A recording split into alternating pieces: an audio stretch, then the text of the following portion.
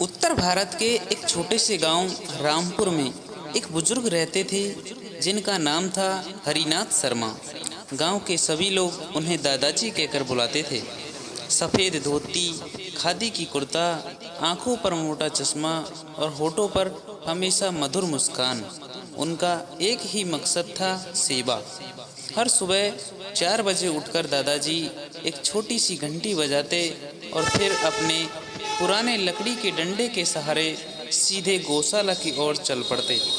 वहाँ उनकी सबसे प्रिय संगनी रहती थी, एक सफ़ेद गौ माता जिसका नाम था गंगा। यह गाय दादाजी को अपने बच्चों की तरह मानती थी। दादाजी खुद भूखे रह जाते पर गंगा और अन्य गायों को पहले चारा खिलाते।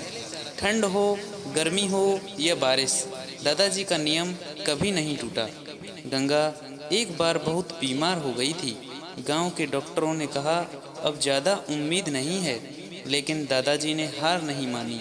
उन्होंने दिन रात उसकी सेवा की। तुलसी का रस, हल्दी वाला पानी, खुद अपने हाथों से मालिश, और गंगा दिन ब दिन ठीक होती गई। गांव के लोगों ने यह चमत्कार देखा और कहा ये प्रेम की ताकत है। गंगा ठीक होते ही सबसे पहले अपने मुंह से दादाजी के पांव छुए, जैसे वह आभार प्रकट कर रही हो। यह रिश्ता अब सिर्फ एक गाय और इंसान का नहीं रहा, यह एक माँ और बेटे के बराबर बन चुका था। एक बार गांव में भयंकर सूखा पड़ा। तालाब सूख गए, खेत बंजर हो गए और चारे का अकाल हो गया। लोग अपने जानवरों को बेचने लगे। कई लोग गंगा को खरीदने आए। कोई बोला 50,000 दूंगा, कोई बोला 1 लाख तक दूंगा। पर दादाजी ने एक ही बात कही, गंगा कोई वस्तु नहीं, वह मेरी आत्मा है।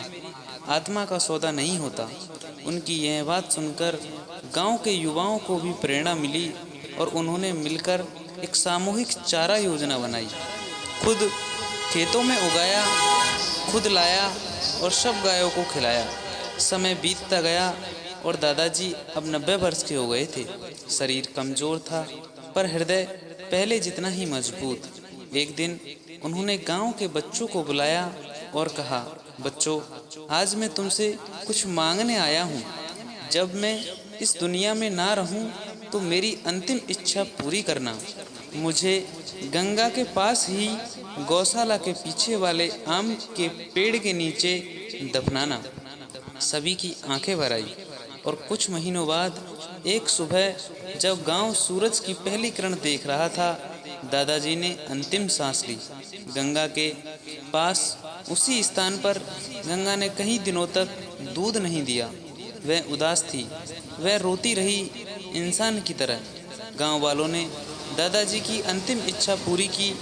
आम के पेड़ के नीचे एक सुंदर समाधि बनाई गई, जहां हर दिन गांव के बच्चे आकर बैठते, दादाजी की कहानियां सुनते। गंगा आज भी जीवित थी और वह हर दिन उस समाधि के पास जाकर बैठती थी, जैसे पहरेदारी कर रही हो।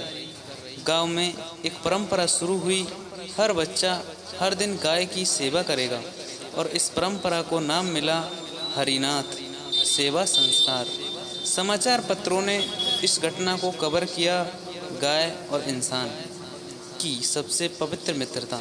शहरों से लोग आए और गौ सेवा करने लगे। एक बच्चा अर्जुन, जो दादाजी की कहानियाँ सुनता था, बड़ा होकर IAS अफसर बना। जब उससे पूछा गया कि उसे सेवा की प्रेरणा कहाँ से मिली, तो उसने कहा, एक बूढ़े दादाजी और एक गाय की कहानी ने मेरी ज़िंदगी बदल दी। कहानी सिर्फ भावनाओं की नहीं थी, यह एक शिक्षा है। अगर प्रेम और सेवा हो तो पशु और मनुष्य में कोई फर्क नहीं होता। दादाजी ने यह साबित किया कि दिल से निभाए गए रिश्ते अमर हो जाते हैं। गाय को माँ कहने से बड़ी बात है, उसे माँ की तरह समझो। प्रेम करो, सेवा करो, तभी वह आशीर्वाद देती है, जैसे गंगा ने दादाजी को दिया था।